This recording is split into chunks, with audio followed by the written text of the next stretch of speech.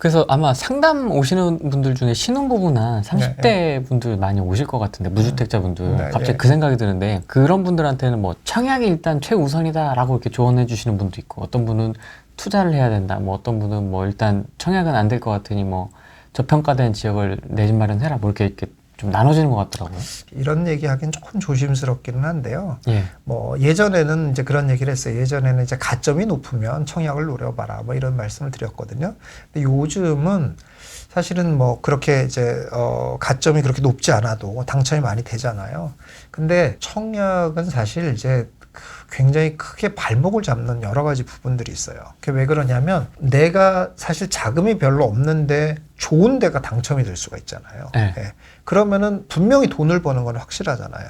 근데 문제는 뭐냐면은 그 분의 삶 자체는 굉장히 고단한 삶이에요. 돈이 없는데 당첨이 돼서 이 집이 올라가 준 것까지는 고마운데 어쨌든 내가 거기 가서 살려면 대출 많이 끌어들이고 살아야 되잖아요. 그리고 또 그 지역 자체가 또 좋고 그러다 보면 내가 사는 수준이라든지 내 주변의 이웃의 수준이라는 게 정해지잖아요. 그럼 그 수준에 맞춰서 살아야 되는 거고, 한마디로 말해서 그게 이제 삶의 디폴트 값이 되는 거예요. 근데 나는 그 정도의 삶을 살 만한 여건이 안 되는데 와버린 거잖아요. 이렇게 올라와 버린 거잖아요. 그러면은 내가 이거를 유지해야 되는데 이 유지하려고 하는 삶이라는 건 얼마나 고단한 삶인가 한번 생각을 해보세요. 그 대출 이자와 그 생활비와 이런 것들을 생각하면은 돈은 벌지 모르지만 굉장히 오랜 기간, 그렇다고 또 대출 그렇게 갚아나가고 이러는 게 금방 끝납니까? 안 그렇잖아요. 뭐 한 최하 10년, 20년.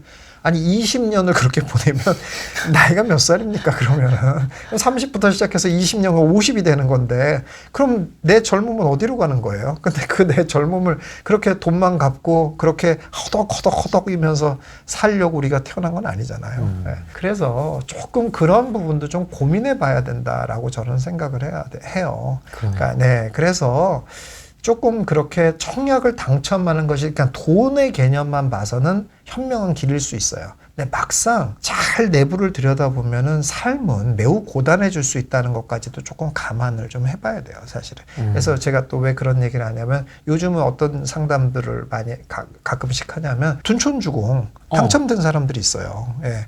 그 이제 경쟁률이 낮아졌잖아요. 그래서 25평 뭐 590, 84에 당첨된 사람들이 있어요. 예비 당첨자 뭐 이런 분들이 있잖아요.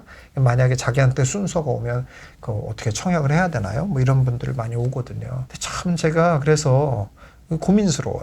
그러니까 돈으로 보면은 뭐 이견이 없어요. 가야지. 당연히 해야죠. 그냥 그 돈 버는 건 너무 분명한 거기 때문에 당연히 가야죠. 근데 본인이 거주해야 된단 말이에요. 거주 의무가 있잖아요. 거주해야 된단 말이에요. 그럼 본인이 전혀 그런 환경을 할 수 있을 만한 여건도 안 되는 사람인데 억지로 거기 가서 살아야 된단 말이에요. 그러면 어떻게 되겠냐고요. 그러면 그게 이제 기본 환경인데 거기서보다 낮은 데 이제 갈 수 있겠냐고. 애들은 벌써 다 커가면서 그 환경에 익숙해져 있는데 야, 우리가 여기는 겨우겨우 온 거고 우리가 원래 살 곳은 여기가 아니야. 그러니까 일로 가야 돼. 애들을 그래서 예, 어머님 그렇군요 하고 가지냐고요. 그게 너무 고통스럽다는. 그럼 억지로 계속 그걸 유지하면서 살아야 되는 거예요. 그럼 그 삶이 어떻겠냐는 거예요. 그래서 저는 그것까지도 조금 고려해 보시는 게 좋겠다라는 말을 해요. 그러니까 삶의 질과 돈 버는 것도 좀 같이 고려해 가면서 해야 되지 않겠냐 이런 생각이 들어요. 그런 면에서 약간 청약도 그런 좀 입체적인 생각을 좀 해볼 필요가 있겠다. 그렇다면 저는 청약을 만약에 지금은 또 좋은 데만 해야 되니까 과감하게 청약을 그냥 포기해버리고, 혹시 몰라요. 혹시 나중에 이제 규제가 다 풀리면서 청약이 당첨이 되고 실거주 의무가 없어지면 해볼 만해요. 그건 그냥 당첨돼가지고 뭐 그야말로 수익으로 그냥 나중에 돼서 팔면 되니까. 그럴 수 있는 환경이 조성이 된다면 모를까. 내가 거주 의무까지 있는 이런 상황이다면 조금 좀 고려를 해봐야 되겠다. 기다리는 게 좋겠다. 이렇게 말씀드릴 것 같아요. 최저급 투자 타이밍. 김사부님만의 타이밍 궁금합니다. 가장 이제 중요한 건 일단 흐름 타는 게 일단 제일 중요하긴 해요. 예, 일단은. 그런데 뭐 지금 같은 상황에서는 이제 흐름이라는 게 없잖아요. 지금은 다 하락이라는 흐름인 거고. 네. 그러고 나서 이제 그 중에서 좋은 건데 같이 나쁜 거로 이제 취급받는 것들을 이제 골라내는 것들을 해야 되는 거거든요. 예, 근데 일단 기본적으로 그런 이제 신호라고 볼 수 있는 거라고 하는 거는 일단 첫 번째 신호는 나온 거나 마찬가지예요. 지금 30% 정도 하락했다라는 게 일단 신호가 나온 거고요. 예, 두 번째는 이제 전세가를 조금 기다리긴 해야 돼요. 예, 전세가가 좀 올라가 줘야 돼요. 예, 전세가가 지금은 45% 50% 정도 선이거든요. 이거는 뭐 최적이라고 볼 수는 없어요, 확실히. 예, 그래서 신규 아파트이면서 좀 좋은 데들, 예, 이런 데들의 전세가가 투자 입장에서는 전세가가 한 70% 정도는 조금 아니더라도 최소한 65% 이상 정도는 올라올 때까지는 좀 기다려 볼 필요가 있지 않겠냐. 이렇게 지금 보여지고요. 규제와 금리. 지금 이제 현실적으로는 가장 이제 규제와 금리를 이제 잘 보고 있어야 되겠죠. 근데 규제가 얼마나 풀리냐를 이제 봐야 되겠고, 그리고 이제 금리가 이제 하락 안정화되느냐라는 걸 이제 볼 필요가 있을 것 같아요. 근데 금리만 안정이 되면 그러면 이제 전세도 많이 달라질 거고요. 전세 상황도. 그렇게 되면은 이제 좀 타이밍이 오지 않을까 이렇게 보이고 있습니다. 지금은 좀 월세에 좀 많이 이렇게 쏠려 있는 거죠? 그렇죠. 예, 예. 그게 좀 일로 와야 되겠네요, 전세 쪽으로. 아무래도 근데 오라고 안 해도 오게 돼 있어요. 금리가 낮아지면 지금 왜 월세 언제부터 우리나라 사람들이 이렇게 월세 좋아했다고 월세 가겠어요. 아니, 대출 금리보다 싸니까 가는 거죠. 누가 월세를 누가 좋아해요. 예. 진짜 역대 한 번도 있어 본 적이 없는 사태입니다, 지금. 예. 근데 이제 당연히 이제 대출 금리가 낮아지면 언제 또 월세를 했냐, 뭐 길을 쓰고 전세하겠다고 다 이렇게 바뀌어져요. 오죠, 다 전세 쪽으로. 그렇게 이제 말씀을 하시니까 지금 생각나는 건데, 네. 그러면은 이제 보통 지금은 아직 그 월세 전환율이 금리를 못 따라가거든요. 그러니까 정석에 의하면 금리가 올라가면 월세 전환율도 올라가는 게 정상인데, 금리가 너무 급격히 올라가니까 월세 전환은 못 따라가는 그런 상황인데, 여기서 이제 쉽게 따라가지는 못할 것 같거든요. 금리가 내려와야 월세 전환율이 더 비싸게 느껴져야 사람들이 이제 전세를 하는 거라고 말해요. 예. 그러니까 그 수준이 지금 한 4.5% 정도 수준이거든요. 예. 월세 전환하는 수준이 한 4.5% 정도 선이니까 4.5%랑 비슷하거나, 예, 약간 낮거나 하는 정도까지는 금리가 내려와 주면, 그러면 이제 다시 이제 예전처럼 돌아가죠. 그럼 다 이제 전세를 선호하는 그런 상황으로 바뀌게 되죠. 유튜브에서도 나가가지고 좀 긍정적인 얘기를 좀 많이 했어요.